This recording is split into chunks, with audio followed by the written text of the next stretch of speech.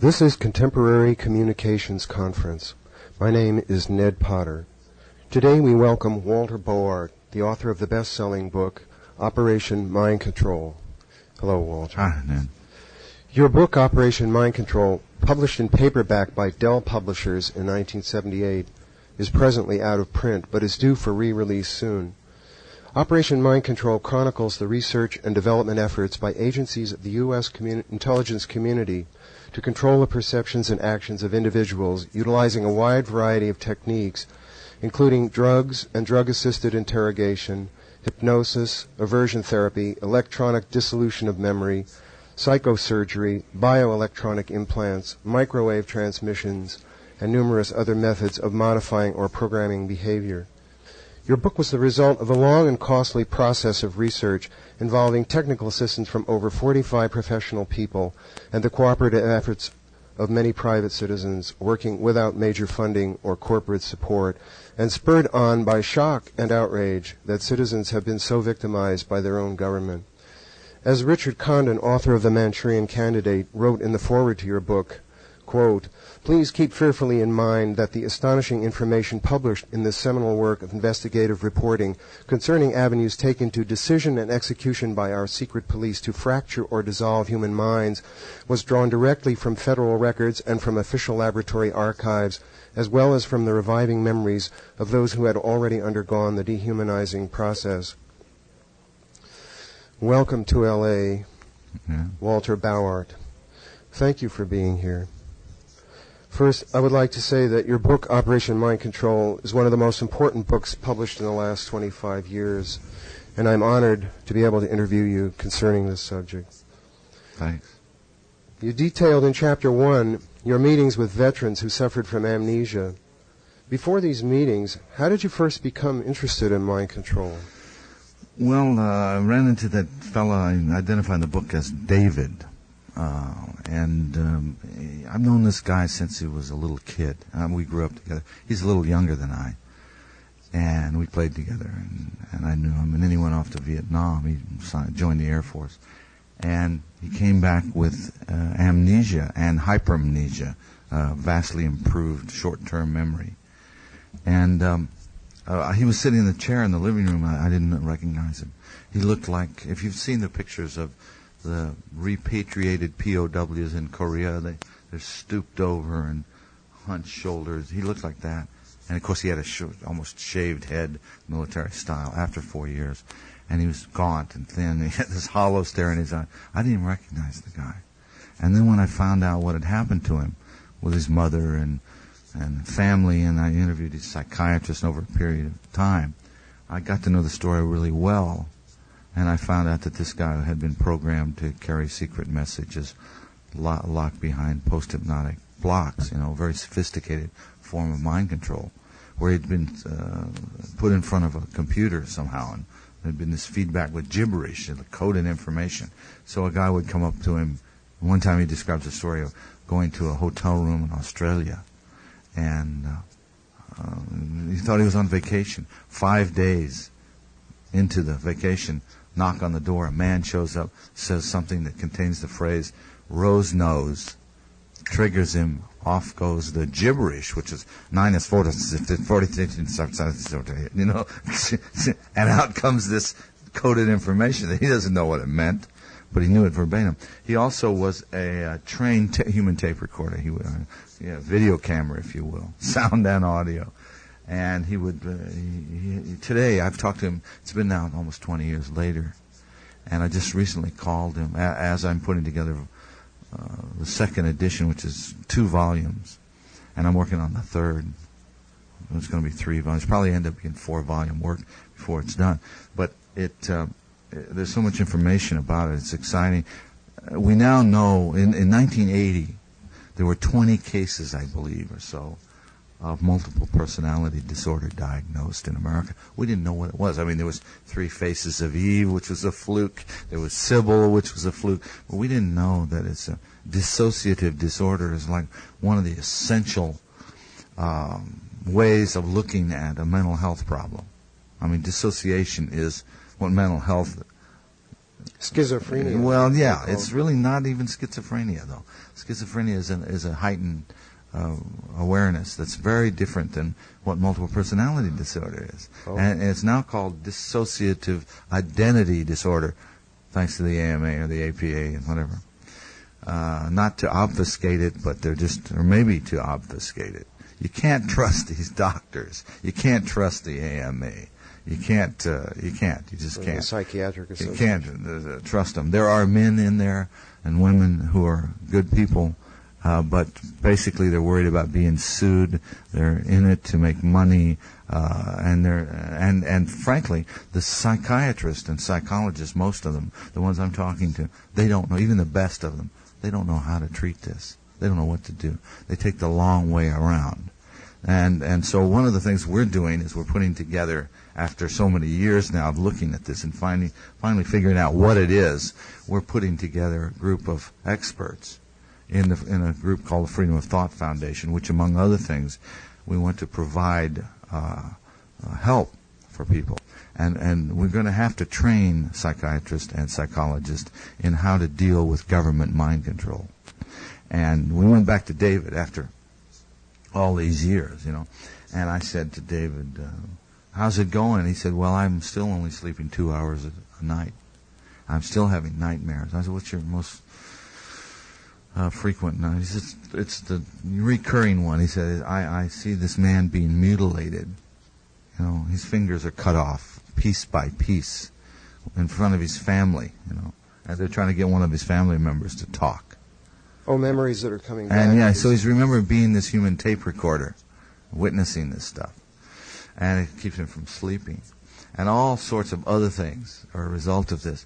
Well, I started asking him questions. I said, now your father, he wasn't raised with his father. He left when he was a small child. But his father was an alcoholic who used to beat the kids. Okay? Well, this is the basis of dissociation. We find, here's what David represents. David represents that part of the mind control spectrum, which he joined the Air Force, and they studied his Minnesota Multiphasic Personality Index forms. That MMPI shows multiple personality disorder very clearly. So they said, aha, we can use this guy, right?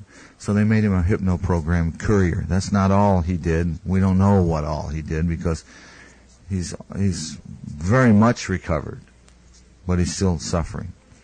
And now we have the technology and understanding to really help these people. Could you go into that a little bit? Yeah, well, it's basically the kind of thing that neurolinguistics programming uncovered.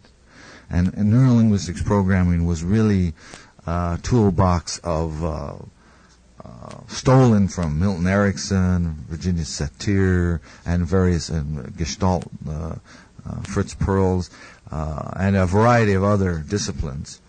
And when you strip away all the technology from mind control, microwaves and magnetic waves, gravity waves, stuff, you end up with hypnosis. You end up with embedded commands, subliminals, stuff. So it's really basic, and it's really people think that hypnosis is something a big, mysterious. I'm going to go to sleep. And can you remember a time when you went to a Halloween party dressed in a costume? Can you? No, not me personally. You never went to a Halloween party? No. Can you remember one of your birthday parties? Yes. All right. And you just looked up to the left, you see, when you remember that, which means you're right-handed, and it also means that you were accessing your visual recall bank. All right. My grandmother was at my left, helping me to cut the cake. All right. So now, if you were going to direct a movie of this scene and recreate it, but have actors play your scene, how would you improve that scene? Improve it. Improve the scene. Transderivational search. Your eyes just went from right to left at the ear level, and then they went up, and you went left to right, up. So that's called a transderivational search. Okay, now, if I wanted to, during the time you were processing that question, I could have given you an embedded command about a dream you might have tonight. You know, and then I would ask you how the weather. Did it rain here yesterday? And then you'd start saying, did it rain? I don't know. And then you wouldn't remember the embedded command. And then you'd probably have the dream. And that's how I would start to influence you. Without any integrity, you know. Or wires. You know, or wires, you know. But the same thing is true if you take ELF, extremely low frequency, different kinds of waves and rays that can be modulated, even microwaves. And of course, it'll cook your brain. Some of these things they really do destroy brain cells and what have you. But the guys were coming back. When I was doing in Operation Mind Control is a Strange History, we did 98 radio and television interviews in 33 cities in 30 days on the tour. And when it was put out, I think that's a world record. I felt like I was in a rock and roll band without the band, you know. You look out the window, you'd say, where the hell is this? It's raining out. It's miserable at 5 o'clock in the morning. The phone rings, and it's some guy that says, oh, what a lovely day we're having, you know. And you say, where's this? And the guy's calling from New Orleans. You don't know where you are by that time. So, but a guy called me on TV. I was on KPIX in San Francisco. And they were supposed to bus in a bunch of ladies, and the bus, you know, the ladies' club you know, you have the book author of the day, the chef, you know, the standard ladies' morning format, the television format of 1978, and the bus broke down, so there was nobody in the audience, you know, so they opened the phone lines to San Francisco, which was fortuitous. Because I got this call, and the director says, "Hey, I think we're in a break," and he says, "We got a commander from the Navy here that says he was part of an assassination team, and he can't remember stuff. You want to talk to him on the air?" And I said, "Yeah, put him on." So on comes this commander, and he says, "I was part of a black pajama team that was working behind a fixed border. You call it a fixed border in Southeast Asia, and we were creating accidents that would cause the death of any prominent, any charismatic politician on the local level that was rising up in China." You know, we found out later it was China. He didn't say that on the air, but later I said, "Was that China?" He said, "Yes." And he said his team went. They all got back from their tour of duty. They did it for 6 years, I think he said, and they all got the flu, and they all went to Walter Reed Hospital, and, quote, they came out with cardboard memories. You know. So what they were using was electronic dissolution of memory on those guys. And radio hypnotic. In other words, just erase the tape of your mind. Just erase it. Now, what are you going to do? You have psychological problems. It's like having amnesia. It's a serious, painful, gnawing. You're stumbling around in an alien world without any reference points, no memory. So then you have to put the memory back. So they show them slides. So they have a two-dimensional reality. Slides of what? Slide Grandpa and their life growing up as a kid, you know. Them and their dog at 8, you know. But they don't have any real tactile and kinesthetic it's criminal. memory. It's criminal. Yes, it is. Also, the reason we know, like there's I call it the false memory syndrome foundation, you know. The reason we know that the psychosciences are in such trouble is because when they're doing, Elizabeth Loftus and others are talking about memory. They're talking about who can remember what, and then how abuse victims, you can't rely on their memories, and they don't know the first thing about how memory works. This guy on television that sells for $39.95 a series of tapes by which you can improve your memory knows more about memory than Elizabeth Loftus and some of these other people, you know, because they don't know the fundamentals of the second signal system and how it works. At least if they know it, they're not talking about it and they're not approaching. I mean, I just don't think that they have any solid basis. They go by studies and databases, and you know how statistics lie, you know, but they don't have the nuts and bolts by which they can operate this mechanism of the mind. And now there are people that do, and unfortunately, not too many of them are in the psychosciences. You know, but we're going to put together a group. We've got a workshop for psychiatrists and psychologists, and we're putting together some of the handlers, the people that were the mind controllers of the past generation. Some of the people that worked on the project, so-called Project Monarch, that created presidential models. The people that worked in Project 100,000, that hypno-programmed 100,000 people. The handlers, we're putting the handlers together with the psychiatrists and the doctors to teach them the codes, cues, and triggers for the different kinds of mind control. The SEAL teams, the Navy SEAL teams, also the what's the other team? Where's no insignias? The ones that went to Waco.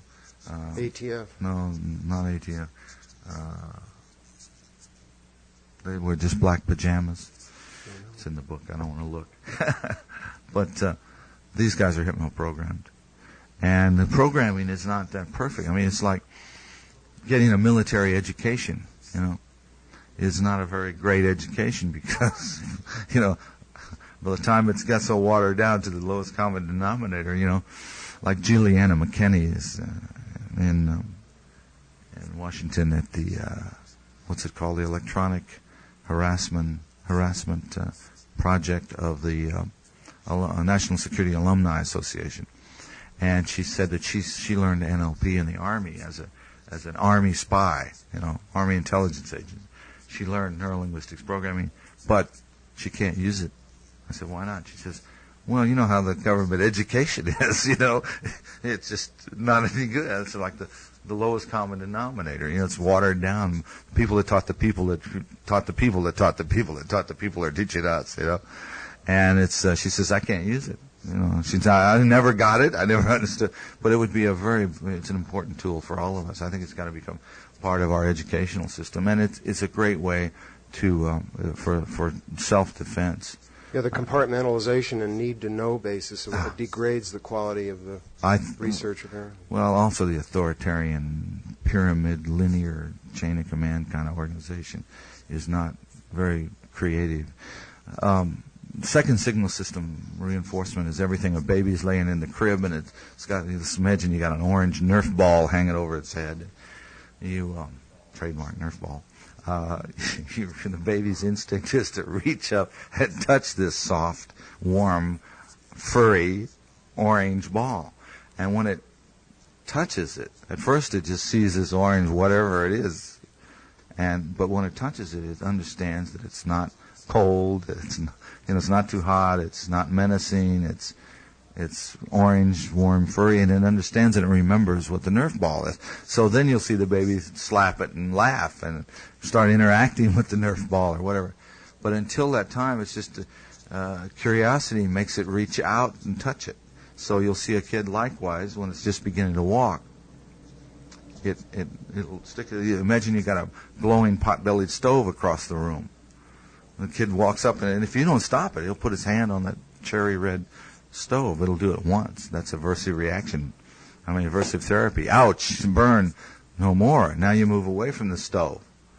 But life is an adjustment between the urge toward eureka, and actually that's the pleasure center. When you discover the wow, that's the pleasure center stimulus, and I think it's the most powerful motivational force in human nature. Not sex, as Freud said, or not survival, as Darwin said. I think the eureka is what has made man come to this stage. And I hope we continue. Unfortunately, we run up against the National Security Act, the National Security curtain, and that's what's keeping the eurekas secret. All of our problems of society today, looks to me like, can be tracked right straight to the National Security Act. But that's another subject. Are you aware of any attempts to suppress your book? Well, I haven't been able to prove any. I got a lawyer for a while, and it seems just common sense. I can put together a pretty good argument. And in the beginning of the book, in the preface, I mentioned I got a lot of death threats. The book was taken off the shelf by Dell. Another book that was very harmless. The difference, it was based on the CIA documents that were released in the Freedom of Information Act. But mine wasn't. Mine was based on the research that I did, talking to people. And then I just used the documents to underline and prove the case. But this other book was mainly only the documents and handed out the way the CIA handed them out. And that was taken by Dell and replaced mine. And it's still in their list. What is the name? How that was John Marks, the Manchurian Candidate. Oh. And it's still in their list now. And I understand Marks has quit doing the research. I mean, he's on to something else. I don't know what he's doing. But I think that was disinformation. I mean, it didn't tell the truth. But the main difference was I said this is operational. And he said it's just experiments. We didn't come up with anything. We spent all this money. Oh, how silly, And I said this is the most important thing since the atom bomb. This is the Diane. I love Diane de Prima's poem Rant. The only war there is the war against the imagination. The only war there is the war against the imagination, and all other wars are subsumed by it. And what is the brain bomb that I've heard or read about? Brain bomb, yes. Well, it's probably something like the neutron bomb, except it doesn't kill the people. It just erases the tape,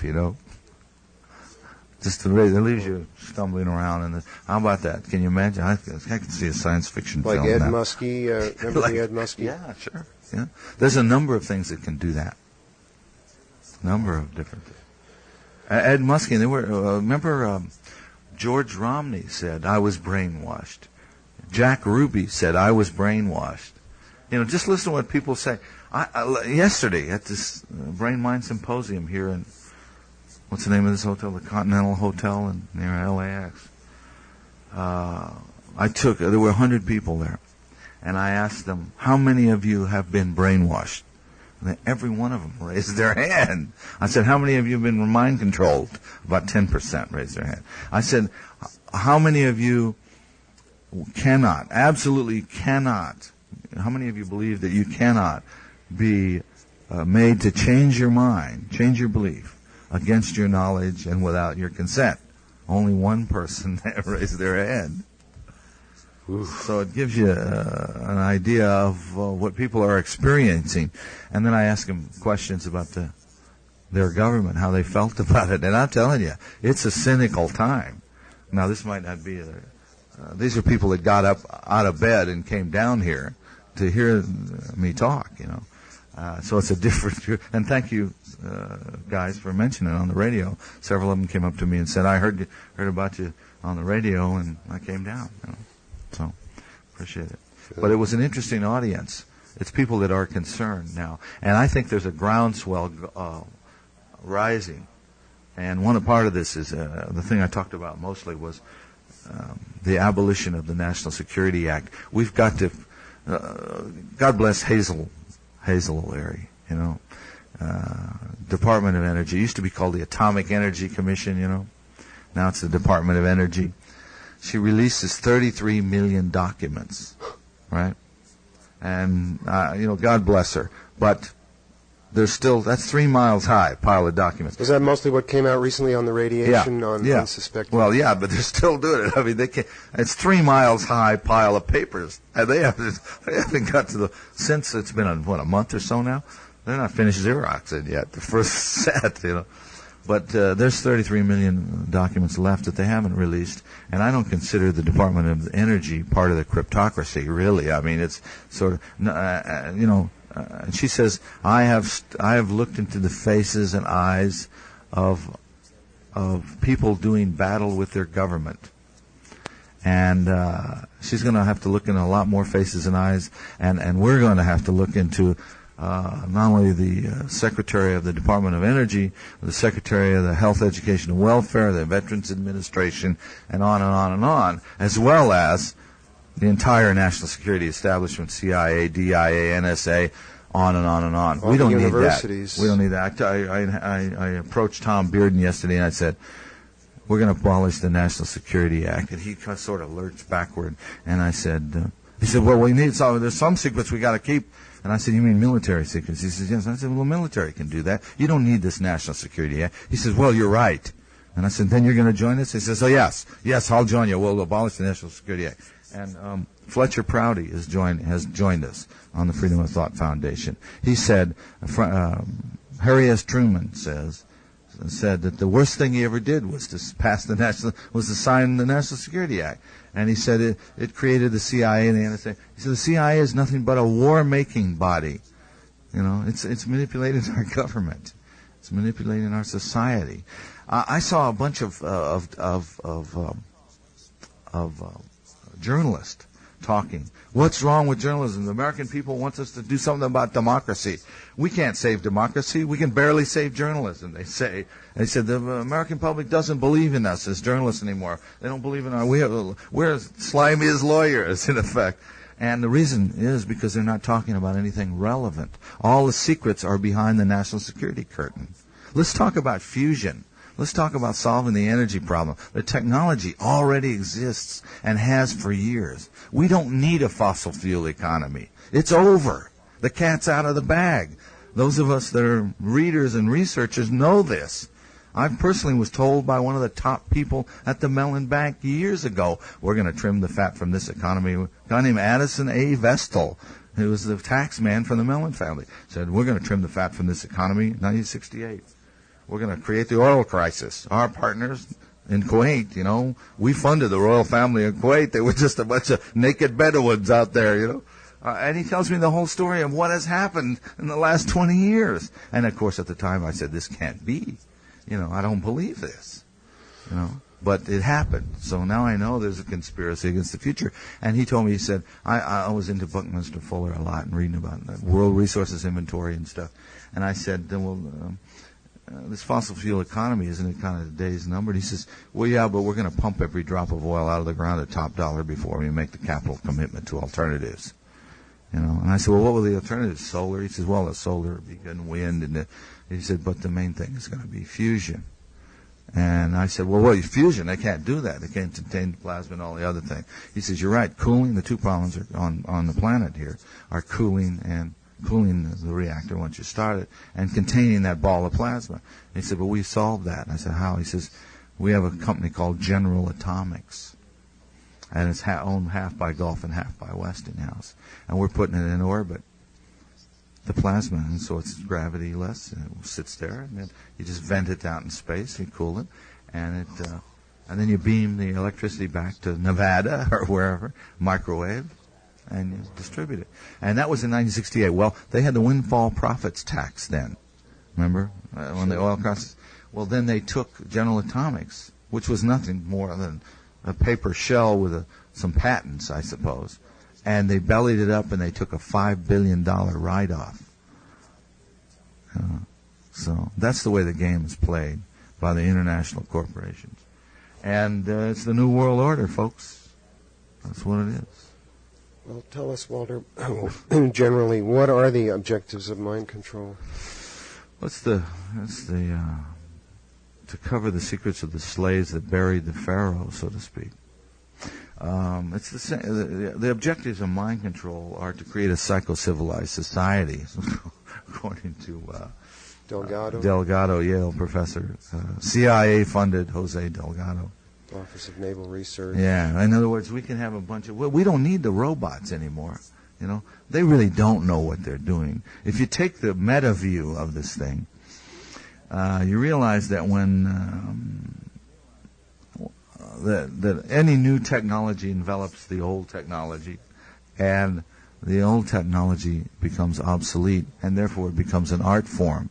So as we've created the satellite technology, we've surrounded the Earth by this very fragile, delicate, it's going to become like a spider web of technology, satellite technology surrounding the Earth, and that's the high ground. So, in military strategy, whoever's got the high ground has the advantage. So we look back down the Earth is obsolete. So it's finally already occurred to the cryptocrats, who we don't have the need to know. We're just so many rats in a maze to these guys in the present mindset of government. Right? And that's why more than half of the population of the United States has been experimented on in one form or another. So what they're going to do, and this is the problem we've got to face, and this is the purpose of the mind control, this is where mind control fits in, is they're going to engineer the planet Earth. They're going to terraform, planetary engineering. But when you have bureaucrats doing it, all you can have is grandfathered clauses, that say, okay, you're a pygmy in Africa, right? That means you're naked, and you use blowguns or whatever, and you live in the bush.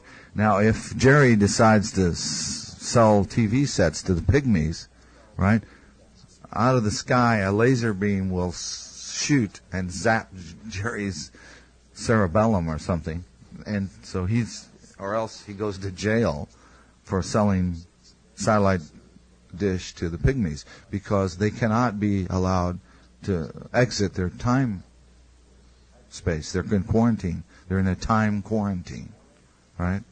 So L.A. maybe will be the only creative space on Earth, where anything goes, and it'll have a blackout over it, and anything goes, and you can think anything and do anything in L.A. Of course, it'll be total chaos, as it is already, But this is creativity. Creativity is chaos, and it's this wonderful interplay of chaos, not order. But otherwise, we're going to order the entire thing, and when freedom, unfortunately for these guys and their way of thinking, our founding fathers granted us the inalienable right of freedom of speech.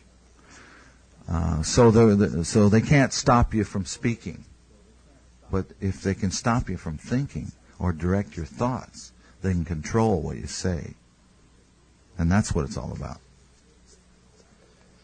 In his recent book, The Controllers, subtitled Modern Myth, Mass Manipulation, and the New Hypothesis of Alien Abductions, Martin Cannon says the image of an alien from a UFO provides an effective cover story to disguise the faces of the real abductors, namely psychiatrists, cryptocrats, and other operatives of the national security state in Halloween masks, so to speak.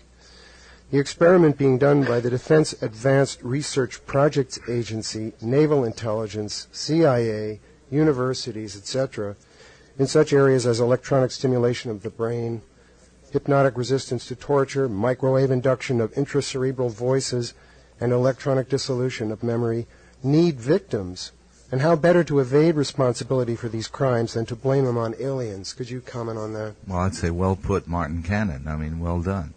It seems I really want to see these higher and more advanced beings. They're millions of years more evolved than us come here and help us out, because I think we need help. I think the human race is in a big mess.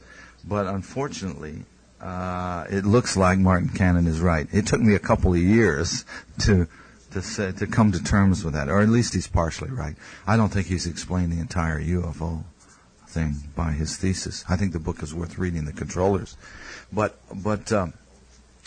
I've since done my own research and found out that there is much more to Cannon's thesis than even Cannon knew about.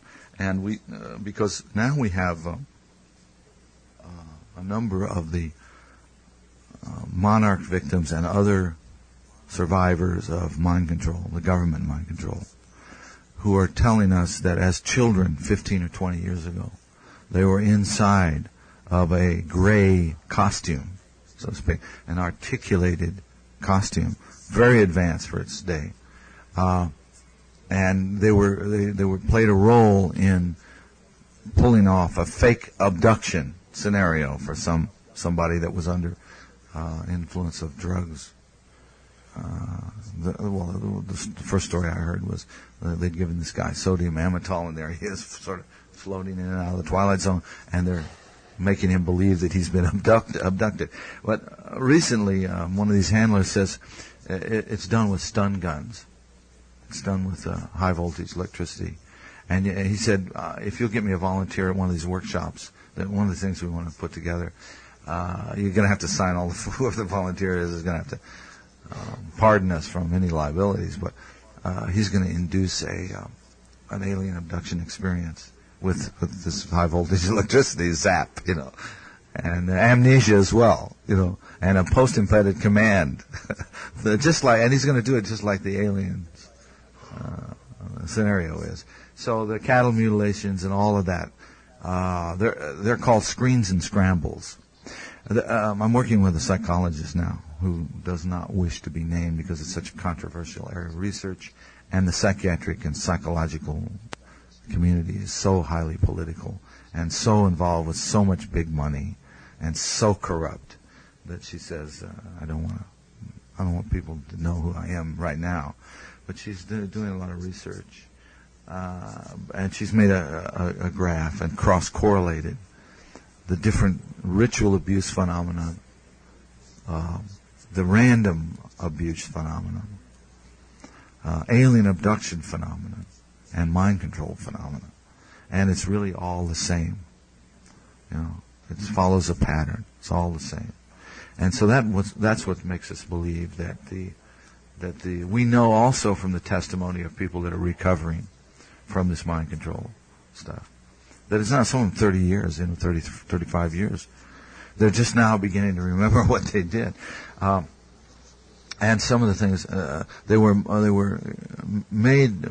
from multiple generational incest families, a lot of them women, 70-80%. And of course, because of the anatomy and physiology of females, sex can be a very traumatic experience. And especially the abuse, sexual abuse at an early age in a child. I'd like to ask you about that subject, especially in regard to the Franklin cover-up. Yes. Some of these people are the ones that I'm talking about. Even Paul Bonacci was. Right. He was one of the informants. And he describes, it's not widely known, but he describes an alien situation. He calls it alien programming. Oh, really? Yeah. Well, do you think that the efforts to discredit the returning memories of these victims is an attempt by the psychiatrists to protect this method of mind control? Yeah, well, I think they're trying to. Yeah, I think they're trying to. I mean, this is what they call false memory. Yeah, spindrome is what I call it. Well, it's not a syndrome. It's not scientifically a syndrome. They're very rigid. There's a definition to the word syndrome, and the thing that's being described as the false memory syndrome doesn't fit the definition. It's not a syndrome. So I call it a spindrome. I think the false memory phenomenon is a lot of hot air. I mean, it's not only a lot of hot air. I think it's a deliberate. Martin T. Orn, and a couple of other MK Ultra psychiatrists are on that board of the False Memory Syndrome Foundation. Well, Peter Breggin says that these psychiatrists get around in groups and they make up these phrases, yes. like attention deficit disorder. Yeah, that's right. They're just pure. That's right. I talked to Colin Ross, who's probably the leading man on multiple personality disorder. President of and all that stuff. He's a Canadian, and he's trying to live down Cameron's work. And I said to him, Colin, the psychiatrists are the ones that created this whole mind control mess. He made the statement that military or government mind control is going to keep psychiatry alive for the next 10 years because people are, this is obsolete now, the way they did it now. They're turning these people loose. They're not killing them. They used to kill them, and these kind of spies, Now they're just turning them loose, and you got armies of zombies walking around, people with no memories and scrambled memories and all kinds of psychological problems, traumatized, dissociated, multiple personality disorder. But there's a difference between a random person that's just been abused by some drunk father, say, and a military, somebody that's been taken as a child, as an MTPD child, and then developed and disciplined. And then there's also a difference in the alien. The alien abductee is very passive. It's like their soul has been pacified, and the regular abuse victim is angry. He's got a tremendous amount of anger. So it's very interesting to see the difference. But they all describe the same thing. They say, you go down the chart, you can't believe the similarities in set and setting, and animate and inanimate objects that they've described. Psychiatry. Look, the technology that we have now discovered, the electronics, the stun gun techniques, the thing I call it neurolinguistics programming, which was partly a CIA, a result of a CIA effort. All this information, it's now leaking out into the public. Conceivably, Delta Force was the name I was looking for before, the guys in the black pajamas. They're hypno-programmed. Conceivably, you could take the Delta Force guys and find out their codes, cues, and triggers and turn them around against their commanding officers. You see what I mean? So what can be done can be undone. Anything that can mind control, anybody that knows the codes, cues, and triggers can take over from the handler. And turn the thing around. Bringing back people's memories seems to be a more difficult problem. Well, it's not just the memories. It's like the trauma that's comes with the memories. But there are ways now to treat that psychiatry has got to learn. Like psychiatry cannot cure a phobia, but I can cure a phobia in 10 minutes, Could you be more specific on that? Well, neurolinguistics programming can cure a phobia in 10 minutes. And but the memories?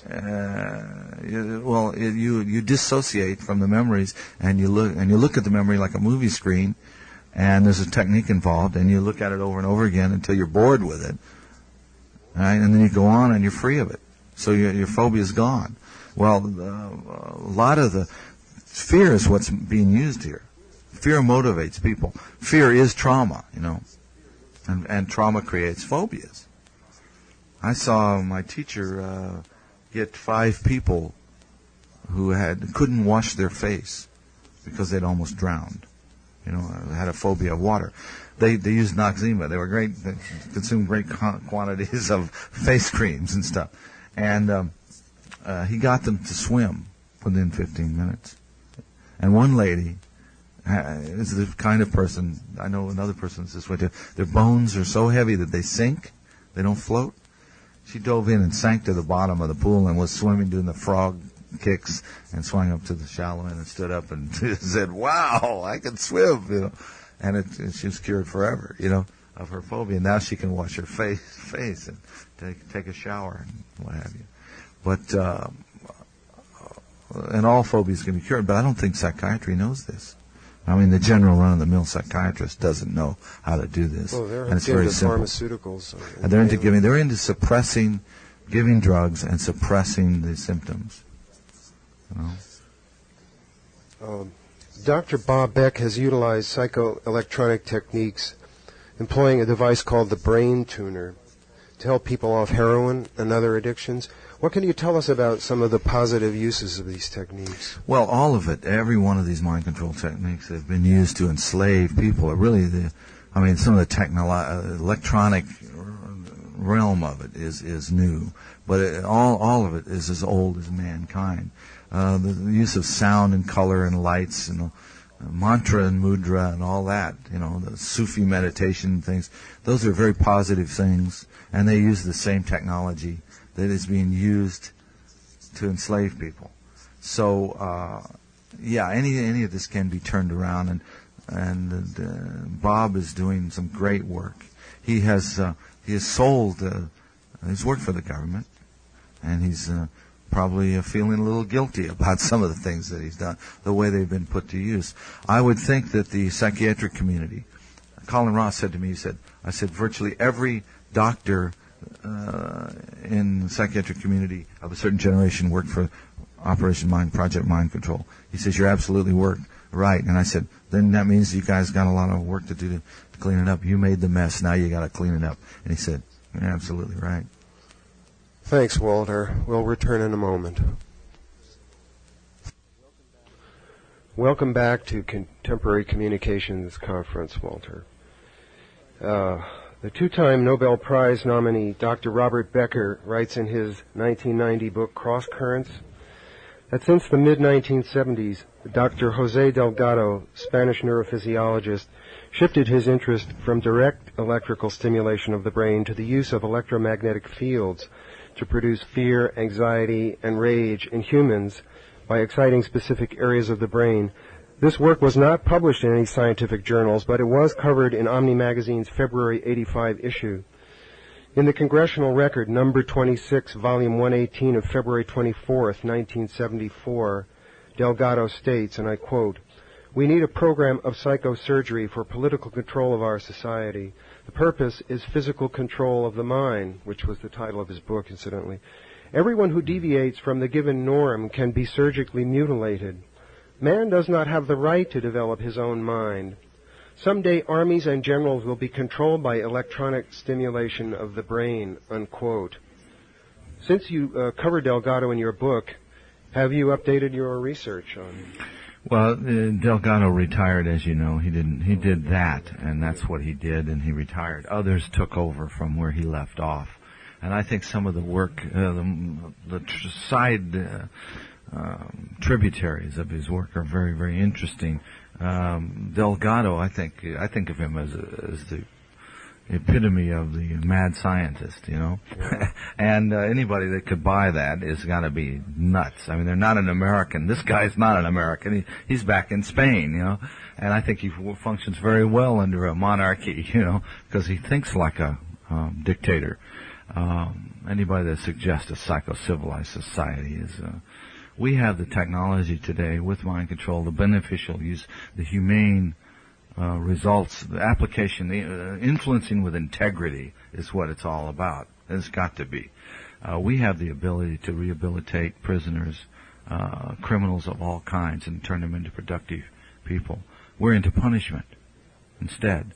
We have a political problem in this country. This society is sick from the top down, and this is what's coming out in the testimony of these victims, survivors of mind control. Some of the asides of Delgado are the Russians picked up. You know, where we messed around with monkeys, you know, and sticking needles in the monkeys' brains. The Soviets stuck the needles in the humans' brains, and they were trying to cure this woman of Parkinson's disease, and they found her orgasm center. And of course, every time they stimulated it, she got an orgasm. So she'd have thousands of orgasms a day, and she fell in love with the guy that held the button and followed him around. Then they stuck another needle in another part of the brain, and they hit her pleasure center. And it turned out that she lost interest in the guy with the first button and started following around the guy with the second button. And you can't do this with a monkey. You can't ask a monkey what does it feel like, but you can ask a human being. And they asked this lady, what's the pleasure center? What's that mean? What's it feel like, the pleasure center? She said, it's like learning. It's discovery. It's like, wow. Well, they use the needles through the skull here, too, right? I mean, yeah. John Lilly did needles through the skull. But monkeys. We didn't do humans. We did animals. It was only animals. Animals, And have they since done any on humans? I think they've done some Parkinson's stuff on humans, but it's not predictable, and they haven't got it down to a fine science.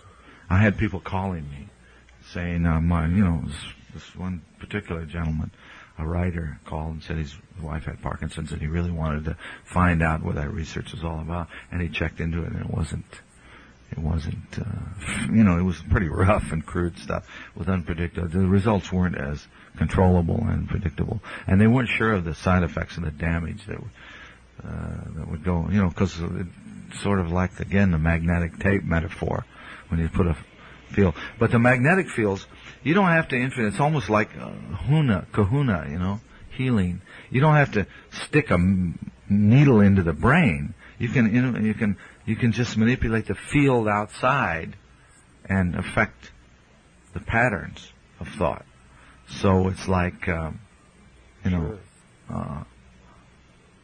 EMR or something, electronic magnetic resonancing is ESB. Yeah, well, that's electronic stimulation in the brain. That's direct needles into the brain. But if you just manipulate the magnetic field outside, if you put a big magnetic field, you'll have behavioral effects. And this is part of the mental telepathy system that people are suffering from. When Jim Jones moved his People's Temple to Ukiah, California in 1965, the group immediately infiltrated the Mendocino State Mental Hospital, which would provide not only test persons, or TPs as the Nazis called them, for his preliminary experiments, but also a training ground for the many medical technicians he needed for the final experiment. Soon every employee of the hospital was a member of the People's Temple. California virtually gave the hospital to Jim Jones, and when the patients were released from it, they were released into the charge of the People's Temple. Since the publication of the book Was Jonestown a CIA Medical Experiment by Michael Myers in 1988, has any new information come to your attention that would enlighten us as to the real purposes of the Jonestown operation? Well, I haven't read Myers' book, as I told you. I look forward to doing that. I think it's a good premise. There's enough, but what I have read about Jonestown, and some of the people that I've read have referred to Myers' book, there's indication that it was a CIA experiment. And for what purpose? It's a multi-purpose. I know more about Waco through the Paul Wilshire letter to Janet Reno. The CIA is very interested in cults and using cults. You can manipulate people's belief systems. If you can find out what a man believes and then his syntax, in other words, anything that you do,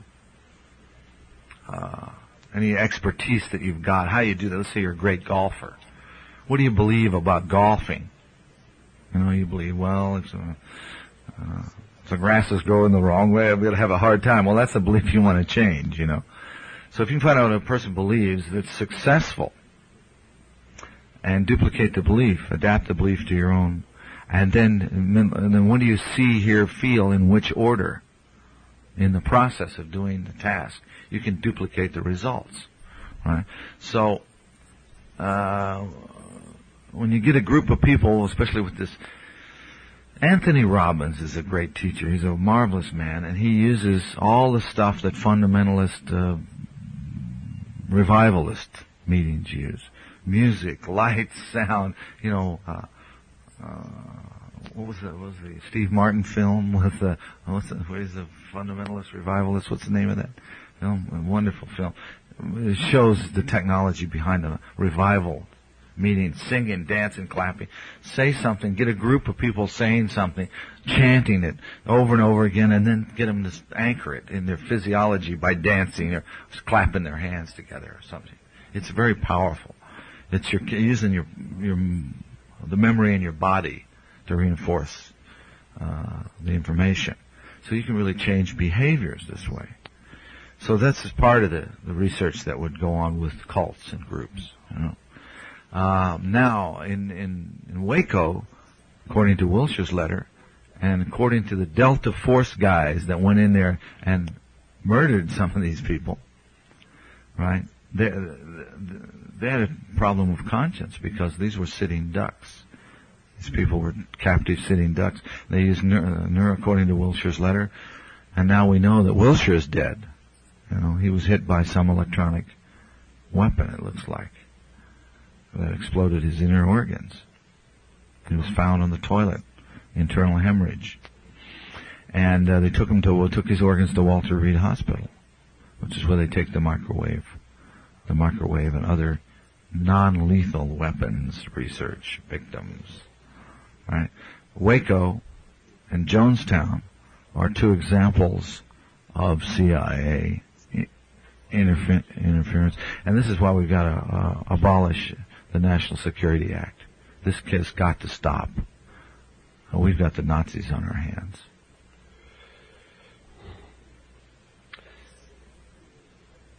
Are the mass shootings at McDonald's in San Diego, the Stockton, California schoolyard, San Francisco Business Tower, and Long Island Railroad, just to mention a few, the work of mind control terrorists? Yeah, you got to talk to a guy named Mike Knight he's up in Sacramento, I believe. He's a cop, former cop, and he's been investigating for a number of years this very question. And he has a lot of information that suggests that the tower sniper, remember what was the name of the tower guy? Ferry. Yeah, that he was, there's a lot of military intelligence and cryptocracy connection, mind control connection to a lot of these things. He got into the Son of Sam and the Zodiac murders too. And he says the pattern is unbelievable. He's worth an interview for you sometime. Would you relate this to gun control in some way? Yeah. Well, this is how it's being used. I mean, you have enough nuts. The whole society is being engineered this way. I mean, programming. The word programming on television, it means programming. And the violence in England, you don't have violence on television. They don't show it. And of course, they don't allow guns there either. But you have sexual murders like Jack the Ripper. You have these weird, perverted, repressed guys going crazy off in the dark alleys of London. But and you have these weird, strange sex crimes. But of course, we're having those to the in the bizarre manifestations recently. But we didn't used to. I think a lot of it's on television. There's a phenomenon called audiovisual desensitization going on. When you have all this violence, murder, mayhem, all the blood and guts and explosions, action, adventure on television and what have you, you end up with people that are desensitized to it. And little kids are taking a gun and saying, "Oh, let me shoot him like on TV," and blowing people away. And of course, there's plenty of guns around. Well, that's a question I have about the Ludovico treatment, in The Clockwork Orange. Yes. If they were desensitized, I mean, they were showing him films of violence, yes, but they weren't. Were they desensitizing him? Yes. In other words, to stop him from. Well, they were. It was like the same thing. A phobia cure would be without propping your eyes open and forcing you to watch the film. This was. It wasn't quite right what they showed, but they showed it. They gave the general impression. Okay, but it wasn't quite right. It was, but they were trying to desensitize him too. The way you characterize Luis Castillo, Lee Harvey Oswald, Sirhan, James Earl Ray, it suggests a unifying theory behind the idea of the, quote, lone nut assassin. Could you elaborate on that? Well, I didn't say they were assassins. Right. I said they're patsies, most of them. And this is the cover story. Usually there's a shooter on all the assassinations. They're highly trained professional military marksmen, and or several of them in some cases. And then the rest of them are just throwaways. Now, we don't know if that's true of Luis Angel Castillo or not, because there was no assassination, no crime. But with Sirhan, it's pretty obvious now, time gone by, that somebody else shot him from behind, and that Sirhan was just randomly shooting, and he was hypnoprogrammed. With blanks? It could have been blanks, or it could have been actual bullets, but he was hypnoprogrammed. And he said mind control in his diary. He could write, which also, by the way, now, it indicates he had 3 personalities there. Each one was answering.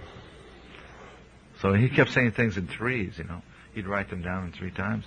And so nobody probed that. Nobody really resolved Sirhan. He's still in prison up there with a scrambled brain, So the only one we know who actually killed somebody was Mark David Chapman. Yes. Right. Yeah. So since Fenton Bressler's book "Who Killed John Lennon" came out in 1989, yes.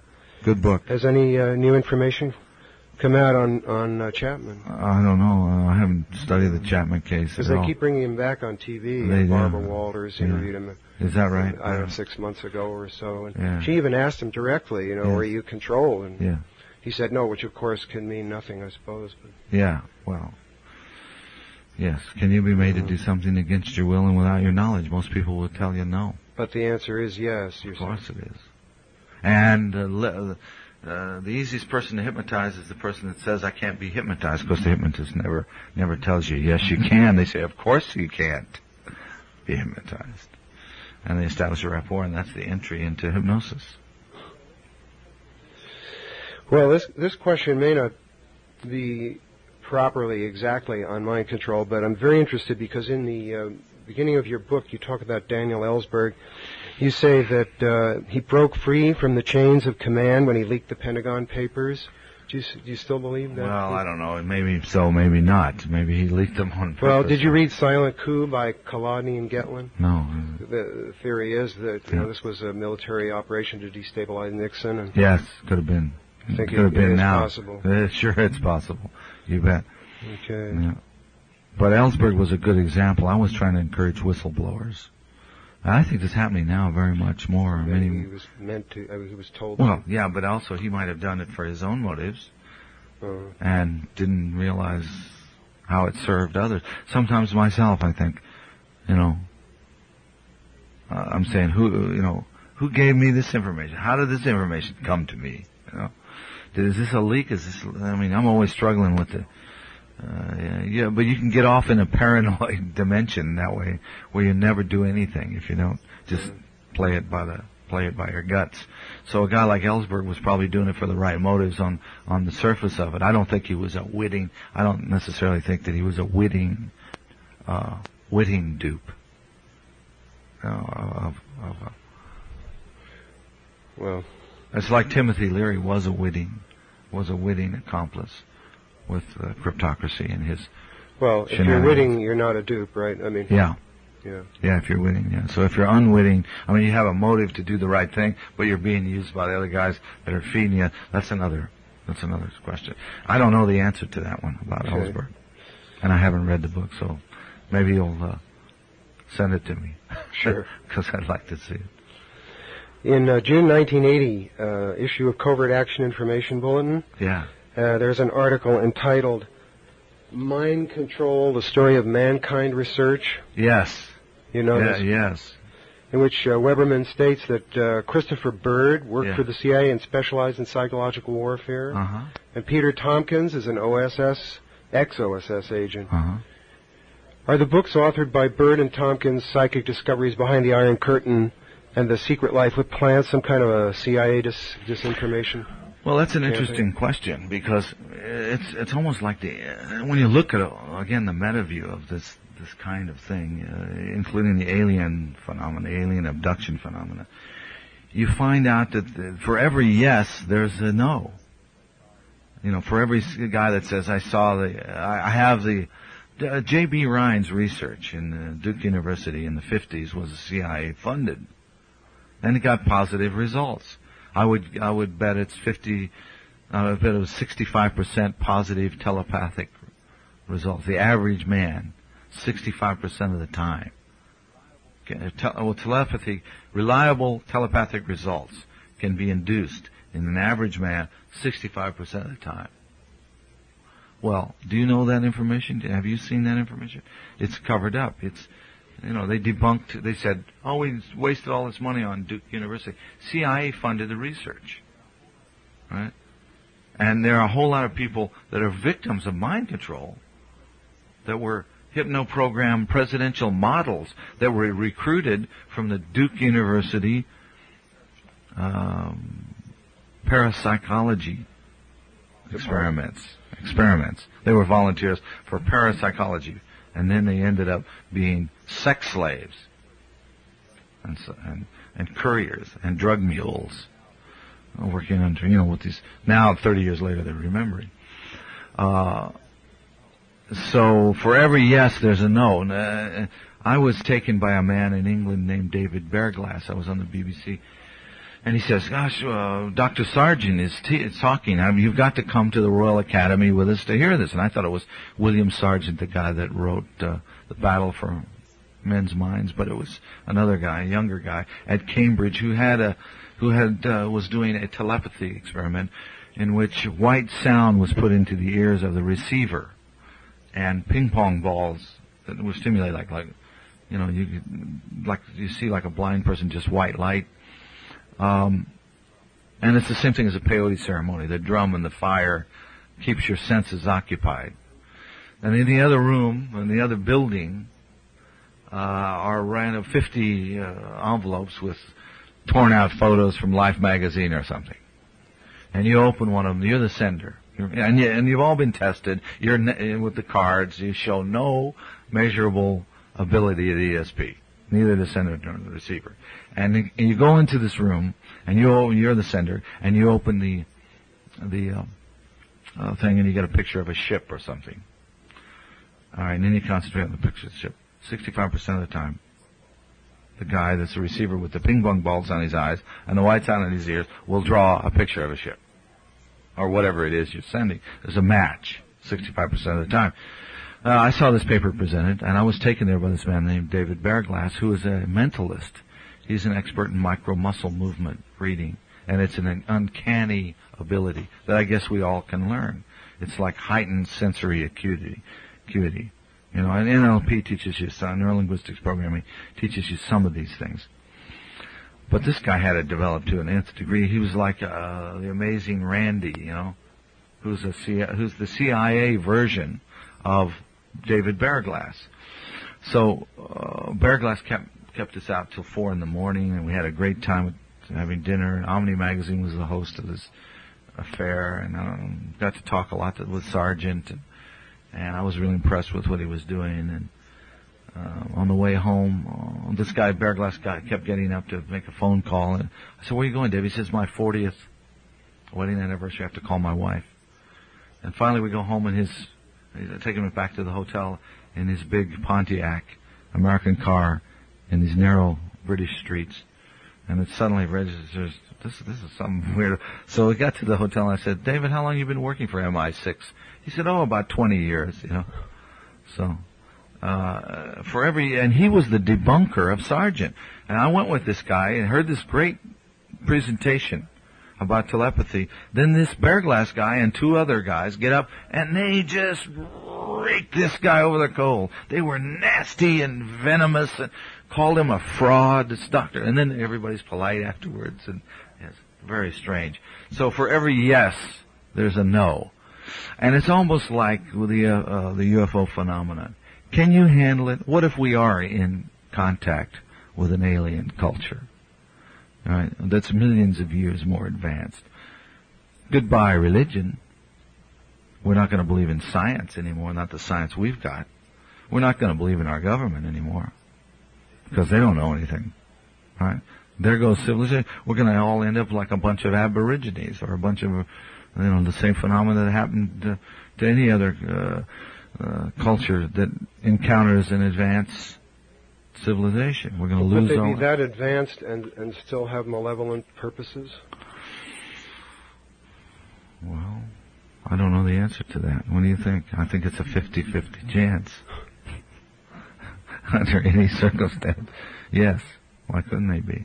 I mean, what's malevolent? The extinction, the annihilation of the genetic mutation, the forced intervention in genetic manipulation in the human race, and the extinction of the human race as we know it, could be a very beneficent for the universe thing. Depends on your point of view. Do you want to be the one? No, but are you going to give your genes for your country or what? For your planet, for your race, for your species? It would help, maybe. Yeah, maybe, but it's hard to think of in terms of, you got a wife and kids and loved ones, and then you're going to let them go to the gas chambers to save Germany or whatever, I mean, of course not. The ends don't justify the means. Oh, thank you. It's got to be that way. I mean, I kind of believe in something inside me says that the human spirit is good, and that we are, the stuff of the universe. We are the atoms created by whatever, God or otherwise, or the nameless, whatever. Okay. Can you now reveal any of the names of the anonymous intelligence and military sources mentioned in your author's note and in Chapter 17 of Operation Mind Control? I don't remember. What was in Chapter 17? I don't remember exactly. Was that the guy? Was that the assassin? The assassin is dead. I could reveal his name. I'd have to go back and look it up. He died of cancer. And I'll tell you, some of the people I interviewed that didn't want to be identified that were living at the time was David Bruce and Abel Harriman. So, but there were a lot of others. One guy that's probably still alive is he was a high government military man, and he was still was about to retire, and he was in intelligence, and he helped me a lot. Is one of them John Grace, the man probably known as Valdemar Valerian? No. I never talked to him. Can you tell us something about the stuff you've learned since the writing of your book, this future of... Yeah, it's Operation Mind Control, as it was published by Dell in 1978, was just the tip of the iceberg. It was sort of a probe of what was going on. We covered the whole spectrum, and I'm quite amazed. I'm just a reporter. I'm just a writer. And I'm quite amazed. Since I've gotten immense education, I've been certified in neurolinguistics programming and other things, and then become a lie detector operator, psychological stress evaluator. And it's become a whole study for me. But I'm just especially then I was just reporting what I heard. And of course it was all right 17 years later with everybody's tried to tear it down. I was on all these radio shows and television shows, and they what they call sandbag you, where they try to nitpick you and trap you and trick you. And one guy was one of the sociologists that did one of the studies for the CIA. He was the host of the Radio Free America show in Chicago. Rosenbaum was his name. And after the end, he says, "Well, I was the guy that did the experiment on this submarine. I'm sorry I had to sandbag you that way, And he felt guilty about it because it was a low, cheap shot, Did you ask him why he was doing that? Oh, it's quite obvious. He was being told to do that. He said, "You understand why I had to do that?" And I said, "Yeah, it's your job." Well, that's his job. But Radio Free America is a propaganda organ of the CIA, And the news, of course, all of our news in this country is by admission of what's his name was the CIA director. Richard Helms? No, the one who just testified before the Senate when they said they wanted him to liberalize and the more freedom, Gates. He was then the director, the interim director.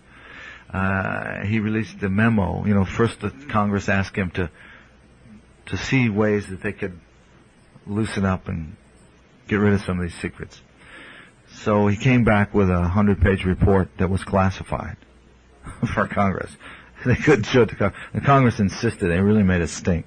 So then he released the report. And the report says that every radio, television, newspaper in the country has a CIA asset on it. Okay? So our news is manipulated and controlled. Right. We know that from the dispatch document that was about how to counter criticism of the Warren Commission report. Oh, really? It was put out. Great. Yeah, I got a That's wonderful. that from Mark Lane. Really? You should read that. I don't have it. Didn't bring it. Oh. And well, it's definitely controlled, and but there's hope. Every disaster is a blessing in disguise. When information travels at the speed of light, there's no secrecy. You can't control this stuff. So the cryptocracy's days are numbered.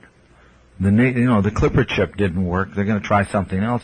They'll keep trying something. They'll get something that they have a back door that they can read your mail and eavesdrop on your computer communication, listen to your telephones. But it won't matter because some other hacker will invent a a guy named Carl, what was his name? He had a company called Cryptext.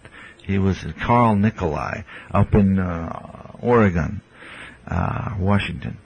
Cryptext. This was back in '80 maybe. A little $100 box. You put it on your computer, and it encodes everything. I mean, man, you're the only ones with the keys. God forbid you lose the key. You never get it back. Like a Clipper? It was like better than the Clipper thing. $100, this little dinky thing. This guy's a genius. He started making it, selling it for $100. The National Security Agency shut him down, put him into court for 8 years. Violation, restraint of trade, un-American activities. This has got to stop. And then they figured out, well, they were afraid this guy would sell it to the Arab countries or some African nation or Which whatever. they did themselves with the INSLAW programming anyway. Yeah, but here for billions of dollars, they have these big systems, and some guy like Nikolai invents this little $100 thing that totally upsets our apple cart. That is free enterprise. That's the spirit of America. That's what it's all about. That's why this country used to be great, because guys like Nikolai could do that. The Security Act comes in, and it's an antitrust thing. It's a violation of our principles of business and the whole freedom, everything this country is all about. To be able to have a cryptocracy, the National Security Act must be repealed. Must be repealed. And these cryptocrats must be sent packing, and the criminals, when you're going to find out the criminal behavior, as soon as you repeal the National Security Act, all the secrets are going to come. Just like what happened in the Soviet Union with its collapse. We found out all the secrets of the KGB. We're going to find out all the secrets of these guys. Of course, there'll be a Richard Helms in there destroying, burning files, and paper shredders going. And, of course, it's happening right now. Prouty says that there's the lights are burning overtime in Langley. They're Xeroxing planting false files right now, just for Freedom of Information requests. So you can't depend upon the Freedom of Information system, because they plant false information in the files. All right, so you can't believe those documents.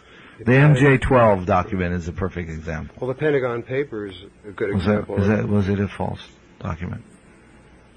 I don't know. Trying to convince us that we could win in Vietnam. Oh, yeah. Oh, yes, right. Yeah. But see, that's not like a technical manual. It's not a technical manual. Walter, what is the Freedom of Thought Foundation?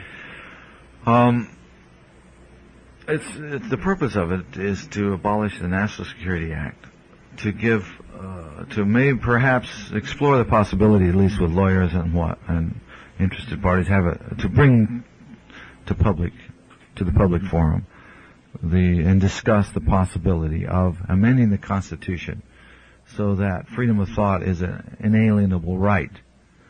Our founding fathers couldn't conceive of a time when voices could be implanted in your brain, nor could they conceive of subliminal commands in the elevators in department stores. And I think we ought to be free of that stuff. I think we should be free to be free from microwave radiation, electromagnetic frequencies of all kinds that affect human thought processes. And that we should be able to have a system by which we can prosecute perpetrators of mind control, be they public or private.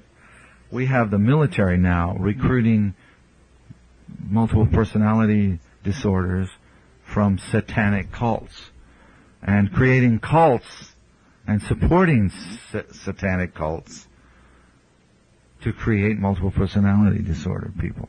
So it's a vicious circle.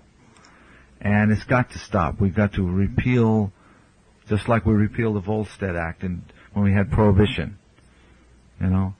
Prohibition created the mafia and organized crime and was the first corruption of America. What the government denies, free enterprise supplies. It's inevitable. It's part of human nature. This is a country of mavericks, and it always will be, unless you want to put all of us on the streets as hollow zombies with no souls, And of course, if they're going, if a handful of some secret elite is going to do that to the population, there's no way that they're going to escape it either. So, like I said, with the Delta Force guys, you could find their codes, cues, and triggers and turn them around on their commanders. So what goes around comes around, as they say. And the Freedom of Thought Foundation is a young, fledgling organization we're going to raise $155 million and go to Washington and repeal the National Security Act. And also we're going to get AIDS. We're going to do all the things I've been talking about on this tape. We're going to try to educate the psychiatric community about what's wrong and what needs to be done, and give them the real tools to clean up this mess that the psychiatric community, in cahoots with the cryptocracy, created. A psycho-civilized society. When will Operation Mind Control be re-released, and what will the new information be that the first edition of 500 copies only will be released. It's called the Flatland edition. Will be released August 15th, and it contains a lot of information. It sort of explains what the first book was about. It contains all of that information updated that was in the first book, but it also has a second volume to it. It's more than twice the size of the first edition, and it's got more testimony from witnesses. It's got more interviews and more fresh new material. And of course, then it shines the light of the present on the past, and I'm quite amazed at what I didn't know what I know now, but it was all the seeds of it were in the first volume. So it's quite amazing to look back 17 years and find out that the first person in the book was a multiple personality disorder, when I thought probably that would be diagnosed as schizophrenia and so forth, But it goes to show you how much we've grown in in our understanding of the human mind in 17 years. It's pretty amazing. And the Monarch program is the Monarch program is a very interesting thing. It had to do with a butterfly, and the early Monarch victims were tattooed, and there were 2 or 3 different levels of programming, and each kind of programming had its own set of codes, cues, and triggers. And the people that were tattooed with a monarch butterfly were a certain type of, usually presidential models, very attractive young women. Some of them sold into prostitution, coerced by mind control into prostitution, some sort of perverted form of prostitution, to high government officials, right? And then the bizarre sexual tastes would be cultivated of these high government officials. And then that fits in with the Franklin. Well, that's how you would control the high government officials. Yeah, the Franklin part of it was involved in Monarch. Bonassi was a Monarch victim. He was one of them, and that case is still ongoing. That's a very much a live case, and that book is certainly was called the Lincoln Conspiracy, wasn't it? No, the Franklin Cover-Up by John DeCamp. By John DeCamp. That was the longtime senior senator of Nebraska. That's right, and that book is worth reading. Very much. Absolutely. If you had been a victim of MK Ultra, what plan of action would you have devised to protect yourself, if any? Well, you wouldn't know you would have been a victim if you were a victim of MK Ultra. I mean, the ones you would know 30 years later, probably, like it's happening. The Project Monarch people, it started when they were infants. Some of them came from 100-year families have been doing this for 100 years, and the CIA just accessed these people, these children. They would take babies, infants, and dip them in cold water, the bottom half of them in cold water, ice water, and then the top half of them in scalding hot water, right? And they would dissociate as infants. And they began to program these children this way and develop these different dissociated personalities that could then be used. And at a certain age, they would then sell them. This is still ongoing in this country. They would then sell them on a white slave market to the cryptocracy, who would use them as couriers to carry messages like behind. Because when you get into an MPD state, weird phenomena happen: improved memory, enhanced memory, hypermnesia, incredible memory abilities, great gifts come out of people who are tortured. The dissociation produces very useful things: sex slaves, drug mules, spies, people who can remember, like human tape recorder type people. It's quite amazing. So it's very useful to the intelligence people. And they took these women, these attractive women, and they used them with all the presidents, and even in the 60s, they were reporting that in the 60s they were even given injections of different kinds to protect them from diseases that sound like AIDS back in the 60s. Do you think that was genetically engineered? I do. Yes, and half the people of the United States have been experimented on in one form or another. 100,000 American soldiers were marched through the fallout at Trinity site, for example. 35,000 they admitted to MK Ultra, which was the tip of the iceberg. One project, another, the radiation people, I don't know how many that was, but that was an industry of 156,000. On and on, but the largest number was the swine flu dress rehearsal. In Cuba? No, here in the United States, we had a swine flu. When Ford was president, we had the swine flu inoculation, Well, there was no swine flu coming. The swine flu was an engineered thing. And swine flu wasn't coming. But 50% of the population got up and got the shots. Now, we were the only country that had the chicken eggs, incubator racks, injection guns or needles, doctors, nurses, and communication system to do a quick emergency civil defense drill in germ warfare was what that was. But it's still using you against your knowledge and without your consent as a guinea pig to see if they could get 50% of you to go take the swine flu shots, which 50% of you did. Now they can analyze your blood and to see which of you are, to find out who are the suggestible ones in our population. So I feel this may relate to martial law even. Well, the National Security Act is martial law. We've been living under martial law since 1947. All your civil rights can be suspended by the National Security Act. In the interest of national security, you don't get a fair trial. What's national security? There's no case law. Nobody knows. It's anything they say it is. The National Security Act must be repealed in order for us to regain our Bill of Rights. In Christopher Simpson's recent book, Science of Coercion, he quotes from U.S. Army and National Security Council documents that define U.S. psychological warfare strategy as the clandestine targeting of the U.S. population as well as foreign countries for psychological operations. Is there anything we can do about this except to repeal the National Security Act? Well, that's very true, what you just read. And there are elements. On one hand, there's John B. Alexander, who's promoting non-lethal weaponry, and he's selling it to local police forces.